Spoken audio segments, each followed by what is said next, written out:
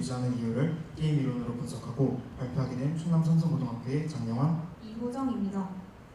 심사위원 분들께서 4월 27일에 있었던 남북 정상회담을 지켜보셨나요?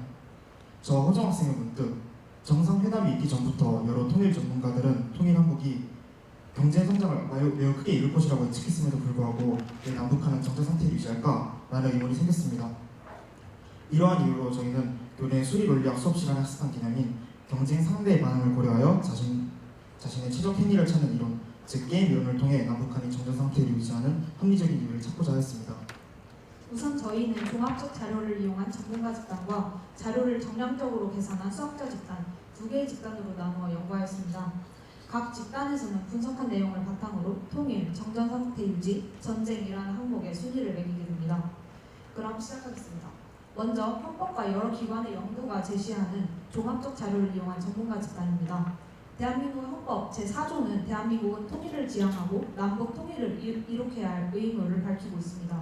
한편 골드만삭스 보고서에 따르면 통일 이후 한반도는 30-40년 이후 세계 3위의 경제대국이 될 것이며 포커스지에 따르면 북한 국민들 역시 통일의 필요성을 알고 이들 중 95%가 경제적인 이유로 통일이 필요하다고 했습니다. 따라서 전문가 집단은 남북한 통일을 통해 얻는 이점이 가장 크다고 판단하여 통일, 정전 상태 유지, 전쟁 순으로 이득을 볼 것이라고 예상했습니다. 다음으로 수리적 계산으로 합리적 결과를 도출한 수학자 집단입니다. 앞서 언급한 게임 이론의 하나인 자신의 이익만을 고려하여 이사를 결정하는 죄수의 딜레마 이론을 직접 현재 상황에 적용하여 계산하여 보았습니다. 이전에 이론의 이해를 돕기 위해 예시를 준비해 보았는데요. 주어진 표를 보시면은 용의자 1과 2는 각각 침묵과 자백을 선택할 수 있습니다. 제3자의 입장에서는 용의자 1, 2의 형량의 합이 가장 적은 노란색으로 색칠된 침묵 경우가 가장 합리적인 선택으로 보이는데요. 반면 용의자 1의 입장에서는 용의자 2가 무엇을 선택하든지 자백이 가장 합리적인 선택이 됩니다. 용의자 2도 1과 같은 선택을 하게 될 것이고 결국 용의자 1과 2는 모두 4년의 감옥살이를 하게 됩니다. 이렇게 상대의 전략을 예상할 수 있을 때 최적의 선택 또는 전략을 내시 균형이라고 합니다. 내시 균형은 죄수의 딜레마를 어떻게 적용하느냐에 따라 달라지므로 예시와 같이 꼭 손해를 보는 것은 아니며 상황에 따라 상호 이득 상황이 내시 균형이 될 수 있습니다. 이제 직접 죄수의 딜레마 이론을 남북한의 최적 선택에 적용하여 보겠습니다. 저희는 남북 각국에 요구되는 비용을 전쟁, 전정상태 유지, 통일 세 가지 경우로 나누어 국가 경쟁력을 나타내는 가장 보편적인 수치인 GDP와 환율을 적용한 경쟁력인 PPP로 나타내었습니다. 각 수치는 남북한이 취하는 6가지의 경우에 각각 5개, 총 30개의 자료를 이상값을 제외하고 평균을 내어 계산하였습니다. 자료는 국방부, 통일부, 국가통계포털 등 2014년부터 2017년까지의 자료를 참고하였습니다. 그 중에서도 북한의 전쟁 예상 비용에 대한 자료는 찾을 수 없었는데 이를 해결하기 위해 저희는 버퍼라는 임의의 변수를 새롭게 적용시켰습니다.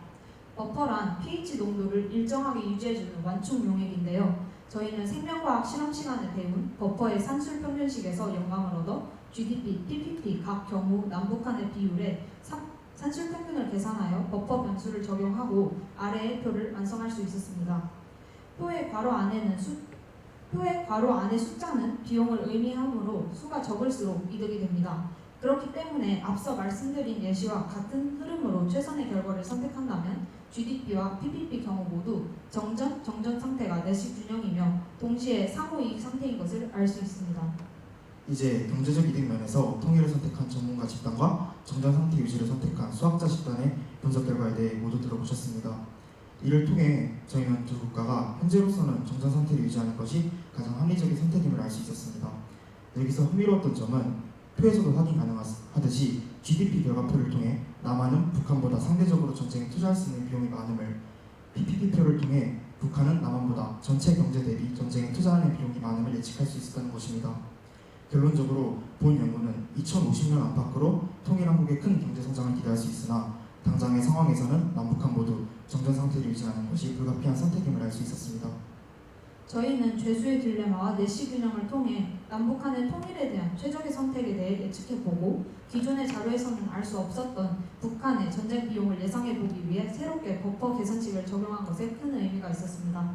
다만 다방면으로 존재하는 자료들을 탐색하는 데 있어서 일관된 자료 수집이 어려웠다는 것과 경제적 측면만 고려한 것에 대하여 한계가 있다고 생각합니다.